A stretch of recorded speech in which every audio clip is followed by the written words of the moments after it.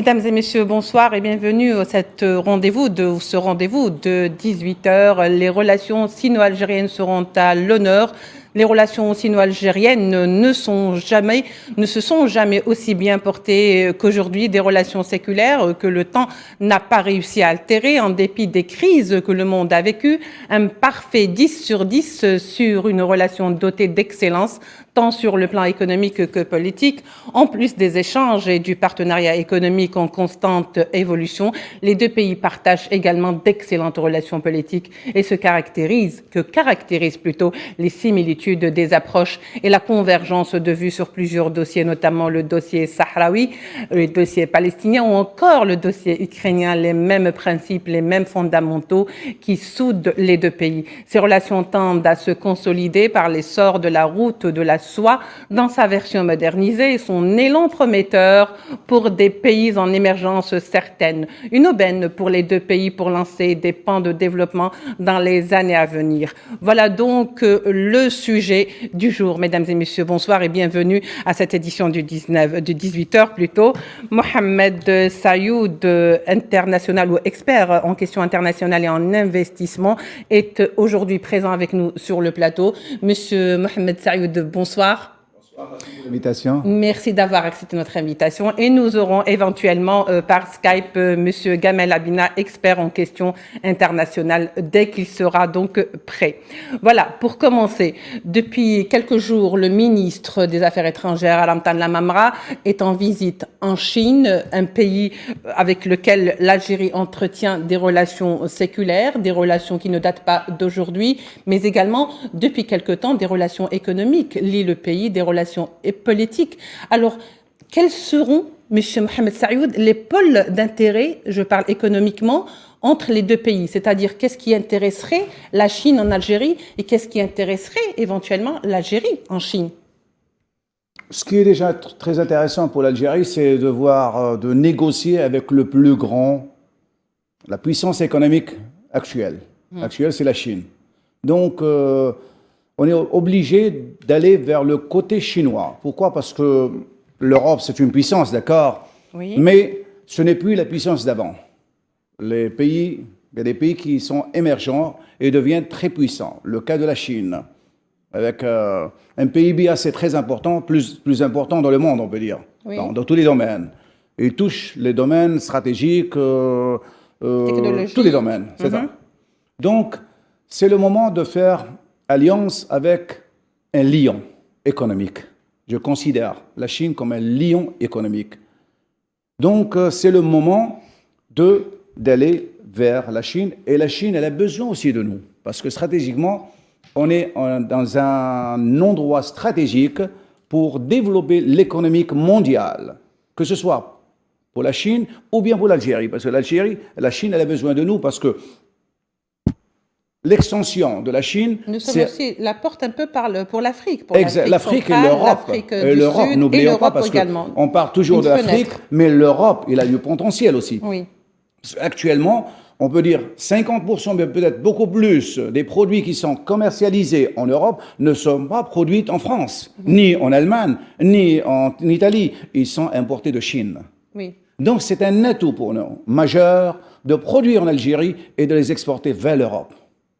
Oui. Alors, monsieur donc Mohamed Sayoud, nous savons que l'Algérie traite avec la Chine depuis longtemps. Quand je dis traite, c'est-à-dire qu'elle commerce, qu'elle devise, que ce soit sur le plan économique, commercial, que ce soit sur le plan de la pêche, technologique, que ce soit dans le domaine du bâtiment. Aujourd'hui, l'Algérie est devenue le 5e grand partenaire commercial. Ce sont des chiffres de 2018. J'imagine que depuis, beaucoup de choses ont évolué et positivement. Alors, quel rôle aujourd'hui peut jouer l'Algérie de par sa position géostratégique, c'est-à-dire que c'est un petit peu la région nord de l'Afrique, mais c'est également la porte vers l'Afrique subsaharienne, mais également vers l'Afrique du Sud. Mais elle donne, comme vous le disiez tout à l'heure, aussi que c'est une fenêtre qui donc une sorte de balcon sur la Méditerranée. Pourquoi, j'allais dire, l'Algérie est-elle aussi importante pour la Chine? La Chine est aussi importante pour l'Algérie, l'Algérie est aussi importante pour la Chine. Parce que la Chine, elle va faire l'expansion. L'expansion, c'est-à-dire pour aller vers d'autres pays. Et plus facilement. Quand on parle toujours de l'Afrique, mais je dis, moi je raisonne l'Europe et l'Afrique, et le monde entier. Oui. Parce qu'on produit en Algérie, la main-d'œuvre elle est moins chère, la proximité, surtout actuellement avec les prix qui sont exorbitants du transport. Donc c'est un atout primordial pour l'économie algérienne, pour produire en Algérie et exporter partout dans le monde. Donc la Chine, elle a besoin de nous. Et la Chine, elle n'est pas aussi arrogante comme pas mal de pays européens. C'est-à-dire que vous voulez elle dire vous traite que quelque part, gagnant-gagnant. Oui, la Chine, il faut le préciser, n'impose pas certaines, j'allais dire, dictats démocratiques pour pouvoir avoir des relations avec des pays comme certains le feraient, certains pays. Donc c'est quelqu'un qui est beaucoup plus pragmatique sur le plan économique. Ce sont des intérêts qui priment. Oui, effectivement, parce que les Européens, ils ont en quelque sorte une certaine arrogance. Ils nous considèrent comme un pays de consommateurs, mais pas pour transférer le savoir-faire. Pas de partenaires. Non, pas vraiment, pas vraiment. Même s'ils le disent. Oui, mais ils ne le croient pas tellement. Ils ne le croient pas tellement parce qu'ils essayent de nous sucer en quelque sorte nos richesses. Indirectement, parce qu'ils nous envoient la marchandise. Qu'elle soit, elle est produite en Europe ou bien produite d'ailleurs. Donc, en quelque sorte, ils ne veulent jamais nous transmettre le savoir-faire pour produire en Algérie. Si éventuellement vous avez je ne sais pas, un Européen, je ne vais pas citer de nom, vous lui dites, voilà, venez produire en Algérie. Il dit, non, je vais produire ailleurs, mais pas en Algérie. Ils ne veulent pas créer des richesses, ils veulent en prendre. C'est-à-dire, ils nous considèrent comme un marché, un bazar, je m'excuse du terme. Oui, c'est ça, c'est un marché. L'Algérie ou les pays africains sont considérés comme des marchés où il faut écouler sa marchandise et faire revenir son bénéfice au lieu d'aller vers des contrats de partenariat, comme vous le disiez tout à l'heure, gagnant-gagnant. D'ailleurs, on va le voir avec M. Abina. M. Gamel Abina, bonjour, merci de nous rejoindre. Bonjour. Oui, Monsieur Gamel Abina, je disais donc à notre invité sur le plateau, comment l'Algérie peut-elle plutôt être un partenaire attrayant pour les Chinois et vice-versa, bien entendu? Bien évidemment. Alors, les questions que vous posez sont les questions essentielles pour le développement économique de l'Afrique, mais surtout de l'Algérie, puisqu'il se trouve que le hasard, le hasard de la géographie fait de l'Algérie, de l'Afrique évidemment, mais de l'Algérie, le principal axe de transfert de produits manufacturés par la Chine à destination de l'Europe. La stratégie des nouvelles routes de la soie que les Chinois ont mise en place, lancée à un grand renfort de publicité par Xi Jinping, le président chinois, est une stratégie qui reprend le principe des routes à l'époque, c'est les fameuses routes, les routes de la soie dont on parlait beaucoup, qui est absolument, et qui sont destinées à inonder, puisque la Chine est l'atelier du monde aujourd'hui, c'est-à-dire que tout se fabrique par la Chine.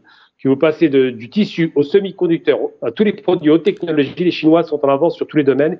Ils ont largement compensé leur retard. Et aujourd'hui, elle redevient ce qu'on appelait à l'époque donc l'Empire du Milieu. Et l'Empire du Milieu, c'est quoi? C'est le commerce international qui avait d'ailleurs, les gens l'ont oublié, été inauguré par la Chine. C'est le premier empire à avoir créé ce fameux commerce international avec le commerce à l'époque de l'argent qui venait d'Amérique du Sud, en passant par l'Espagne. Aujourd'hui, les marchandises font le chemin inverse. Ça repart à nouveau de la Chine en destination de l'Europe. Ça passe par deux canaux principaux. C'est d'un côté par l'Afrique du Nord, évidemment, en passant par le Moyen-Orient, canal naturel et habituel qu'on a toujours connu, et l'autre canal qui serait par l'Europe orientale. D'accord? Donc on passe tous les pays de la Russie en passant par les pays de l'Est jusqu'à l'Allemagne. Et ce qui se passe, c'est pourquoi ce partenariat est important pour l'Algérie. C'est parce que c'est bien que votre invité souligne une chose. Les Français et les autres Occidentaux, peut-être un peu moins les Allemands aujourd'hui, mais en règle générale, n'ont jamais voulu que l'Algérie, qui est un véritable géant africain, première puissance en Afrique du Nord, une vraie compétence développée par des écoles algériennes qui fonctionnent contrairement à l'idée reçue. Certains ont eu tendance à critiquer l'école algérienne, mais en matière scientifique, elle est excellente. Et donc ces compétences sont mises à mal par un défaut d'investissement, des orientations politiques qui étaient trop dirigistes de l'État, mais surtout, et c'est le plus important, par un refus catégorique du transfert de technologie. Et j'en veux pour preuve, j'ai une fois eu l'occasion de rencontrer avec le responsable de la CACI France à Paris, une responsable qui s'occupait des trams du côté de Oran et qui se vantait d'avoir fait une usine de trams. Et c'était il y a une dizaine d'années, je lui ai opposé cette espèce d'arnaque économique qui consiste à faire des usines de montage, donc des Lego littéralement, sans le moindre transfert de compétences et encore moins le transfert de technologie. Donc la formation n'est pas assurée, les compétences en matière technologique ne sont pas assurées et surtout ça interdit à l'Algérie de pouvoir créer à son tour de la valeur ajoutée. Donc les Chinois, eux, ne s'inscrivent pas dans cette logique néocoloniale. Les Chinois s'inscrivent dans un partenariat parce que c'est un pays aussi qui a été colonisé. N'oublions jamais que la Chine a subi un colonialisme barbare avec l'histoire à l'époque d'un pays qu'on avait d'impérialisme, et surtout on a drogué la population. Les gens ne savent pas ce que veut dire l'opium à l'époque en Chine. C'était une drogue massive de la population pour l'empêcher de se relever. Eh bien les Chinois ont une très mauvais souvenir de cette période et se souviennent qu'ils ont été aussi martyrisés par les Japonais à l'époque de la guerre qu'ils ont subie dans la Mandchourie. Donc les Chinois se savent aujourd'hui un pays puissant, se savent un pays essentiel, mais surtout se savent un pays modèle. Depuis les réformes qui ont été conduites dans les années 80 par Deng Xiaoping, le pays a fait un bond en avant remarquable qui allie à la fois un capitalisme dirigiste d'État et un capitalisme libéré, entre guillemets, de la tutelle de l'État avec beaucoup de nouveaux industriels qui ont émergé. Eh bien l'Algérie est, pour la Chine, non seulement un partenaire stratégique, mais aussi un modèle en matière de lutte, on l'a vu par rapport à la révolution, mais surtout en matière de mainmise, entre guillemets, de l'État et de partenariat avec le public privé. Et cela est une chose importante parce que l'Algérie pourrait devenir le laboratoire, à nouveau cette fois-ci, en Afrique, des produits manufacturés algéro-chinois, je dis bien algéro-chinois, pas chinois. En partenariat d'égal à égal, et il pourrait inonder l'Afrique par ces fameuses infrastructures qui sont déjà en cours de construction, qui sont déjà construites, la fameuse transsaharienne, mais surtout l'Europe, puisque nous avons effectivement la capacité avec des ports en eau profonde qui sont en construction actuellement, de pouvoir inonder avec des produits manufacturés en Algérie tout un tas de pays européens. Et rappelons une chose, c'est que l'atelier du monde, c'est la Chine. L'Algérie ne doit pas s'interdire de devenir l'atelier d'Afrique. Oui, alors c'est bien de le dire. On va donc laisser un petit peu le volet économique pour rebondir sur le volet politique qui lie entre les deux pays, c'est-à-dire entre la Chine et l'Algérie. C'est un volet où l'excellence est un mot qui revient souvent, puisque de toute façon, les relations politiques entre la Chine et l'Algérie ne sont plus à démontrer. Ce sont des relations séculaires qui n'ont pas pris une seule ride, au contraire, qui se sont renforcées, qui se sont consolidées. Et pour nous le démontrer, nous allons écouter tout de suite le VTR de Sofiane Baroudi et on y revient. Lors de la visite de travail et d'amitié qu'a effectué le chef de la diplomatie algérienne en République populaire de Chine du 19 au 21 mars, les deux parties ont procédé de manière approfondie à un échange de vues sur l'état des relations bilatérales ainsi qu'à l'examen des questions régionales et internationales d'intérêt commun. Dans une déclaration commune, les deux parties ont mis en exergue, je cite, la profondeur historique et le caractère stratégique global des relations algéro-chinoises. Ils ont aussi souligné la volonté de développer davantage des relations de partenariat stratégique global entre l'Algérie et la Chine au mieux des intérêts des deux pays. La perspective du renforcement de l'axe stratégique Alger-Pékin a été donc examinée en profondeur par les deux parties concernées. La dimension historique de cette relation bilatérale a été forgée dans le combat commun contre l'ordre colonial. La diplomatie chinoise, phare du non-alignement, dirigée par Zhou Enlai, a été un grand soutien de l'Algérie combattante. Ce qui s'est manifesté concrètement lors de la conférence de Bandung en 1955 et tout au long de la guerre de libération menée par le peuple algérien qui a récemment célébré le 60e anniversaire de sa victoire. Pour sa part, l'Algérie a été un grand appui à l'adhésion chinoise à l'Organisation des Nations Unies. Et les deux pays sont des pôles du mouvement des pays du tiers-monde incarné par le groupe des 77. Le lien entre Alger et Pékin comporte donc une dimension de profondeur géopolitique qui se manifeste par le partage des grands principes et par la volonté de construction d'un monde multipolaire. À cet effet, le renforcement du partenariat Chine-Afrique fait partie des priorités. Pékin a été un acteur important de soutien au développement du continent, notamment par la stratégie d'appui aux projets d'infrastructures structurantes, nécessaires au développement économique et social des pays en voie de développement. Le volet économique a évidemment été au cœur de la rencontre, avec pour horizon commun la finalisation du projet de route de la soie, dans lequel Alger se veut être un acteur de premier plan. La relation bilatérale algéro-chinoise dépasse le cadre de l'affinité révolutionnaire et du pragmatisme économique. La solidarité en est une dimension importante. Pour preuve, le pont aérien échafaudé entre Alger et Pékin aux heures les plus sombres de la pandémie mondiale de Covid-19, ce qui a démontré, s'il le fallait, la capacité des deux pays à se soutenir mutuellement pour aller au-delà des difficultés de la conjoncture internationale jalonnée par beaucoup de complications. À ce propos, l'axe Alger-Pékin a réaffirmé son attachement au principe du droit international et à son respect. Les deux pays ont réitéré leur soutien au droit du peuple du Sahara occidental à disposer de lui-même, ainsi qu'à celui du peuple palestinien sous occupation à édifier un État indépendant avec El-Quds pour capitale. Ont été les contours de l'entente stratégique, des perspectives prometteuses et un partenariat fécond sont brièvement les contours de l'entente stratégique globale au diapason de la conjoncture actuelle, fidèle au principe de l'afro-asiatisme, ferment du renouveau d'un ordre mondial en pleine transformation.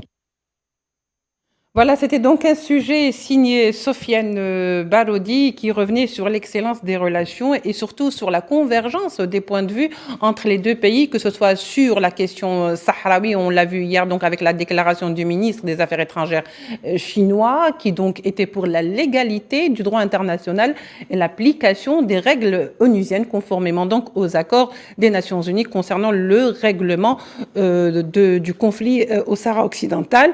Il est également revenu sur la question de la Palestine et ils ont plaidé pour donc un pays à deux États avec la capitale le Quds Est comme capitale plutôt, et également il a parlé plutôt le ministre des Affaires étrangères chinois sur la cause palestinienne mais également sur la cause ou le conflit ukrainien plus exactement tout récemment.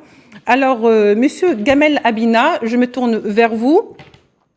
Cette convergence des points de vue ne peut-elle pas jouer en ce moment avec le conflit ukrainien pour aller vers une médiation, d'autant plus qu'on l'a vu dans un entretien plutôt, mais pas une déclaration, de l'ancien chef de la diplomatie française Dominique de Villepin, qui plaidait pour une médiation algérienne, beaucoup plus que chinoise, même s'il n'a pas du tout exclu le fait que les deux jouent un rôle.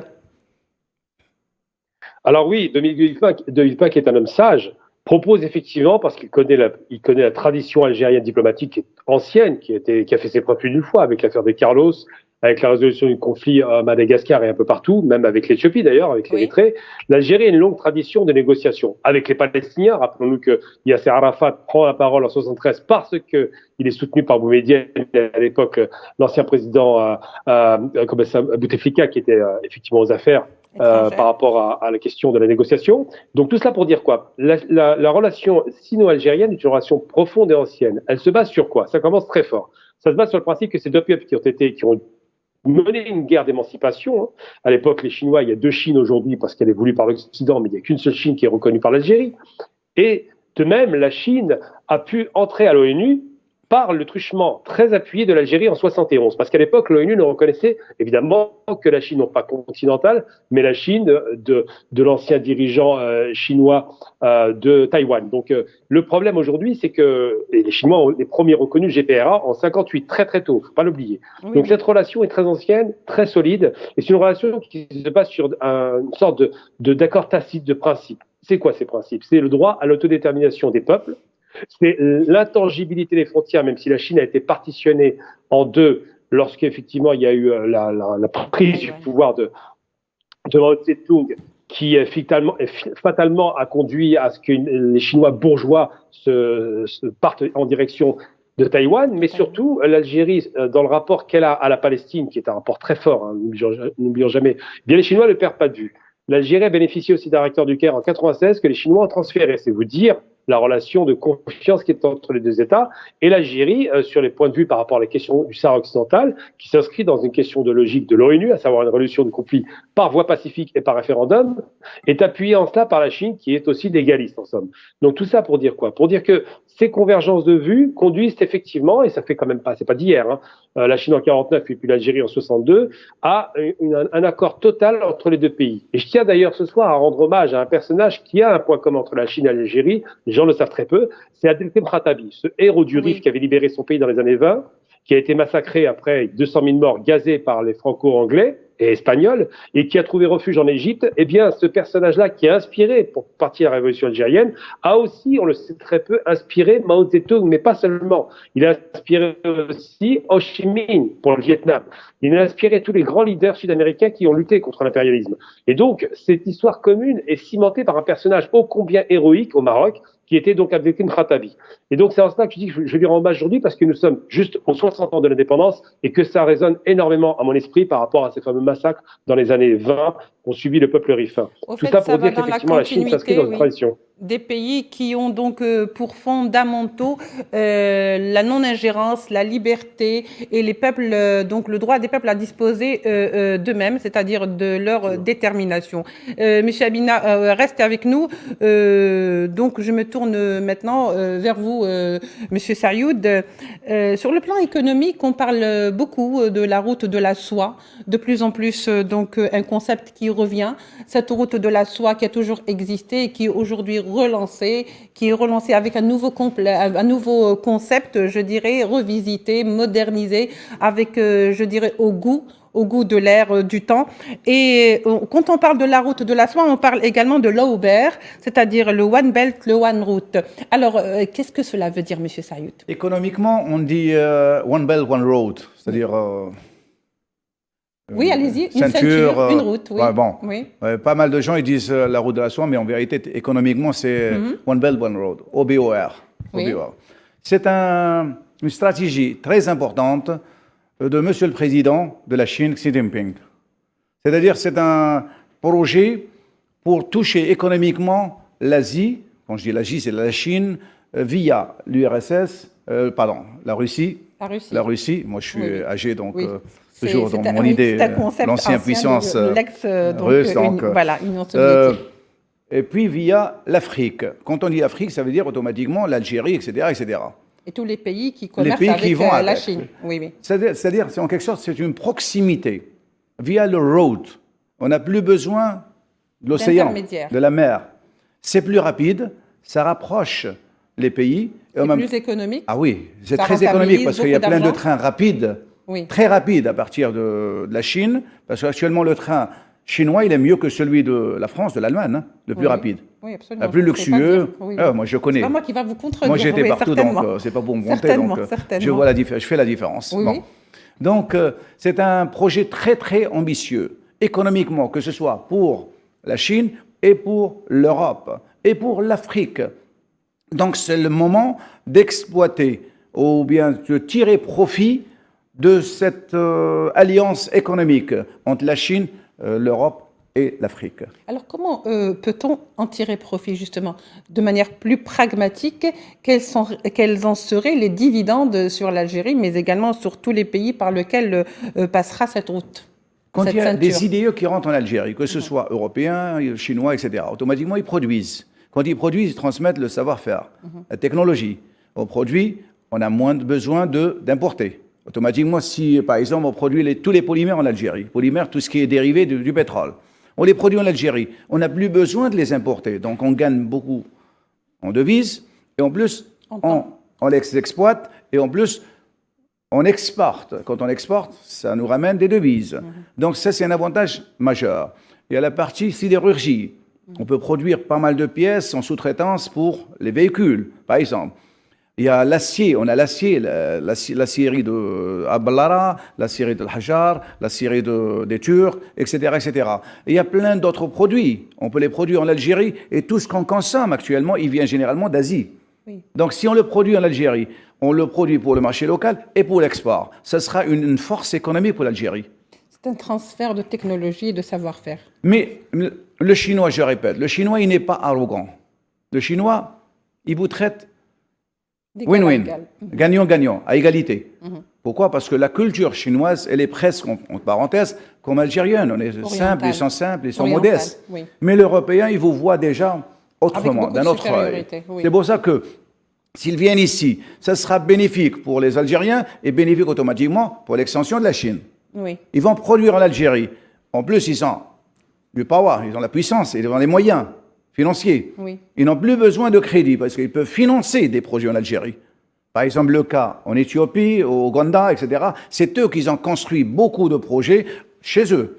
Et maintenant, à partir de l'Ouganda et l'Éthiopie, qui étaient des pays vulnérables, ils produisent et ils exportent partout dans le monde. De l'Éthiopie, on produit des chaussures pour les exporter en Allemagne. C'est-à-dire, c'est des produits de haute qualité. Oui, Très bien, donc Monsieur Sayoud, Monsieur Gamel Abina, je disais comment cette route de la soie pourrait-elle être profitable pour l'Algérie? Et vous avez écouté donc notre invité Monsieur Sayoud qui est revenu sur justement les opportunités qui pourraient s'offrir à l'Algérie, surtout en matière de coûts, c'est-à-dire en économie de coûts, que ce soit en argent, que ce soit en temps, que ce soit même en technologie ou même en transfert de la technologie. Est-ce qu'on peut dire qu'aujourd'hui, l'Algérie gagnerait beaucoup à se rapprocher de la Chine pour les années à venir? Oui, déjà, on commence par un premier transfert technologique, je l'ai évoqué plus précédemment. Oui. C'est cette fameuse centrale nucléaire de test qui a été faite en 96, au moment d'ailleurs le pire en Algérie, c'est la décennie noire, et ils ont accepté ce transfert. C'est-à-dire qu'ils sont capables de nous donner de la haute technologie dans le but, effectivement, de créer un partenariat stratégique. Mais surtout, et c'est bien de le rappeler, votre invité le rappelle très bien, l'Algérie produit beaucoup de polymères, produit de l'acier, produit des matériaux de construction, produit beaucoup de matériaux de base, parce que les industries lourdes sont en place, mais n'a pas su, malheureusement, dans les années 80, faire cette fameuse migration vers l'industrie de transformation, l'industrie légère.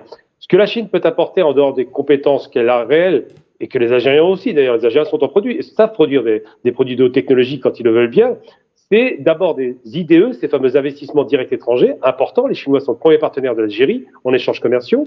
Et surtout, un rapport sain et non pas néocolonial, puisque ce qui est évoqué, c'est le rapport de racisme néocolonial qu'on a pu observer au début de la pandémie. D'ailleurs, je vous rappelle que quand les Chinois ont dit qu'il y avait une crise grave qui démarrait, le monde occidental s'est moqué d'eux. C'est après qu'ils ont compris que c'était gravissime. Eh bien, aujourd'hui, l'Algérie, qui a un rapport sain avec la Chine, peut s'autoriser à espérer, et ça se fera, je l'imagine, des transferts de technologie. Pourquoi? Parce que, contrairement à la France, l'Espagne ou l'Italie, pour prendre la rive sud nord de la Méditerranée, si l'Algérie devient une puissance industrielle, ils verront un concurrent immédiat et leur précarité économique pourrait être mise à mal par rapport au marché africain, pour ne prendre que celui-ci. Je ne parle même pas de l'Afrique du Nord. Alors que les Chinois n'ont pas ce problème-là. S'ils transfèrent des technologies et des industries en Algérie avec des partenaires solides, et ils existent, eh bien, ces fameuses infrastructures qui existent aussi d'ailleurs, pourraient inonder l'Afrique de produits de meilleure qualité, parce que n'oublions pas que les Chinois font des produits de très bonne qualité, c'est quand même les meilleurs en matière de téléphonie ou de technologie. Absolument, c'est fini l'histoire de la Chine qui fait des copies, des pâles copies ou des ersatz de produits occidentaux. On est passé à autre chose. C'est selon et surtout, les demandeurs. Ils pourraient bénéficier de... Absolument. Oui, mais là, aujourd'hui, ça s'est inversé. Le Huawei, par exemple, était le meilleur téléphone, pour pas faire de publicité, au monde, qui a été d'ailleurs saboté en Occident. Mais il se trouve que les Chinois peuvent inonder le marché africain de leurs produits manufacturés en Algérie, parce que les Chinois ont leur propre marché naturel, qui est l'Asie et le reste du monde, pour partie, mais avoir des constructions locales en Afrique du Nord, qui pourraient se faire sur toute l'Afrique du Nord, mais qui passerait nécessairement par l'Algérie, ça permettrait à la fois d'avoir le marché africain et le marché européen en concurrence. Et donc, c'est ça qui fait qu'on peut espérer, effectivement, que les Chinois travaillent de façon en partenariat et en win-win, comme on dit, gagnant-gagnant, avec un pays comme l'Algérie qui a su démontrer sa capacité de résilience dans l'adversité, mais surtout sa capacité d'ingénierie et de créativité. On le voit un peu partout dans le monde, les Algériens, lorsqu'ils se développent, lorsqu'ils travaillent, lorsqu'ils créent, sont de grands producteurs de richesses intellectuelles et manufacturières. Donc aujourd'hui, les Chinois font plus confiance, j'ai envie de dire, à l'Algérie qu'ils ne feraient confiance aux Occidentaux, qui leur ont souvent d'ailleurs barré des marchés. Et c'est en cela que je pense qu'il est possible que ce partenariat soit gagnant pour les deux. Et c'est évidemment, c'est ces fameuses nouvelles routes de la soie, on le dit nouvelles parce qu'effectivement c'est une relance des routes de la soie, sur une base saine, sur un rapport d'égal à égal et sur un rapport non pas de maître à esclave, mais de partenaires qui se respectent. Alors, Monsieur Gamel Abina, est-ce qu'aujourd'hui, il serait facile qu'on laisse ce projet, pas qu'on laisse, mais que ce projet voit le jour et qu'il réussisse, alors qu'il va faire beaucoup de jaloux et que ces jaloux, entre guillemets, certains pays qui étaient d'anciens partenaires, mais qui n'ont pas joué le jeu à fond, c'est-à-dire celui du partenariat, ne seraient pas donc vus d'un mauvais œil, selon vous? Et ne pourrait pas créer des foyers de tension et des abcès dans certains pays qui traitent avec la Chine? Vous savez, on s'est fait avoir, et je vais mettre les pieds dans le plat, je vais être très clair avec vous, parce que moi j'aime mon pays, et je n'ai pas aimé ce qu'on a fait dans les années 80, enfin 2000 pour être très précis.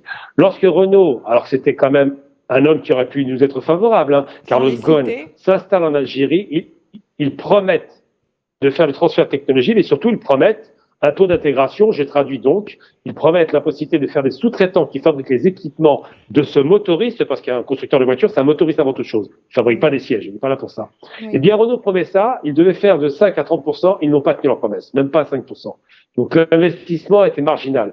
Ils ont fait beaucoup plus dans d'autres pays périphériques, mais pas en Algérie. Ils le font très bien en Tunisie et au Maroc, mais ils ne le font pas chez nous. Pourquoi? Parce qu'effectivement, il y a un rapport assez malsain de défiance vis-à-vis des Algériens.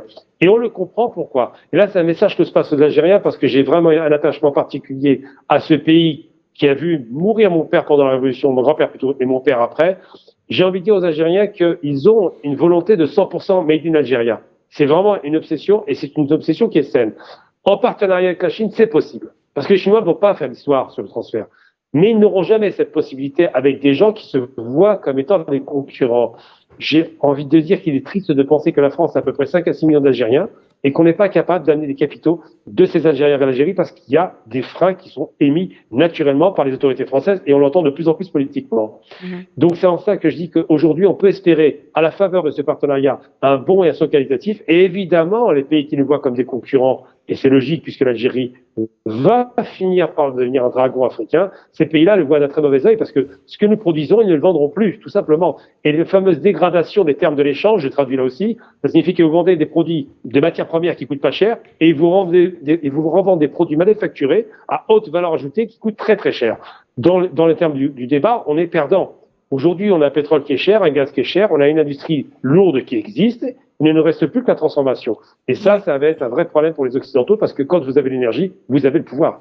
Oui, très bien, Monsieur Gamal Abina. Je pense que vous avez été très clair. Alors, je rappelle, Monsieur Sayoud, le volume des échanges commerciaux entre les deux pays s'est élevé à 8 milliards de dollars en 2018. J'imagine que cette somme a dû être doublée, voire peut-être décuplée. Qu'est-ce que vous en pensez? Moi, je dirais beaucoup plus. Oui. Pourquoi? Voilà. Parce qu'il y a plein de gens qui font la sous-facturation, donc automatiquement, c'est beaucoup plus. Oui, oui. Beaucoup plus. Oui, oui. Alors, aujourd'hui, avec ce partenariat sino-algérien, pensez-vous que l'Algérie pourrait prétendre à devenir un pôle en Afrique du Nord, mais également dans toute cette région africaine qui est la région donc subsaharienne également?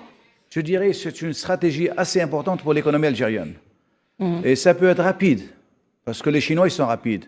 Si vraiment on opte pour le partenariat chinois, ils vont s'installer rapidement, ils vont créer des zones industrielles clés en main, ils vont construire des zones, et aussi, ils ont le pouvoir économique. Parce qu'il y a un budget d'environ 50 milliards de dollars qui est conçu pour le partenariat avec les pays africains. Donc, on fait partie de l'Afrique, on est fiers aussi d'être arabes aussi, africains. Oui. Alors, est-ce qu'on ne craint pas pour ces pays qui sont étroitement liés sur le plan économique avec la Chine de devenir un petit peu la cible de certains pays comme par exemple les États-Unis qui craint énormément justement que la Chine ne s'élargisse sur le continent africain et que surtout ne s'élargisse dans certains pays qui sont considérés comme stratégiquement très importants? Je dirais que le train is gone. Le train est parti pour le monde entier. On ne peut plus l'arrêter, c'est ça? Le monde entier. C'est-à-dire, on est en Algérie maintenant. L'Algérie a du potentiel. Et on a besoin de l'Algérie. La Chine, elle a besoin de l'Algérie aussi. Et la Chine, et l'Algérie a besoin de la Chine. Donc, s'ils vont s'installer rapidement, même si on aura éventuellement des jaloux, comme vous le dites, ils n'ont plus le choix. Est-ce qu'ils ont donné ou bien transmis comme savoir-faire pour l'Algérie jusqu'à maintenant? Depuis l'indépendance, c'est environ 60 ans. Qu'est-ce qu'on a eu en échange? Pas grand-chose. Pas grand-chose, presque rien. Presque rien. Oui. Donc, c'est le moment maintenant d'opter pour la Chine, parce que la Chine, elle vous considère à égalité. Oui. Et elle vous respecte. C'est important aussi. Oui, oui, c'est des relations qui sont basées sur le respect.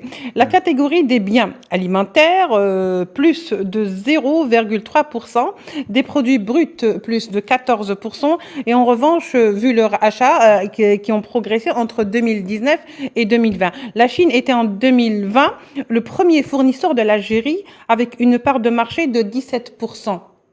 Ce qui est déclaré. Voilà, c'est ce qui est déclaré en 2018. Ce qui est déclaré. Voilà.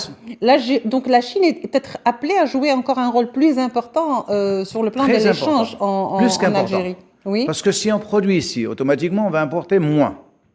Et on va exporter. On va gagner à l'import et à l'export. Et ils peuvent démarrer rapidement, ils sont rapides, parce que le temps est un facteur assez important dans l'économie. Oui. Et l'Algérie, on doit maintenant commencer à donner importance au facteur temps pour évoluer économiquement.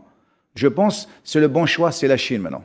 Oui, c'est vraiment le partenaire idéal pour exactement. tout pays qui voudrait voir donc son économie progresser et son commerce aller de l'avant. Et les jaloux, laisse-les.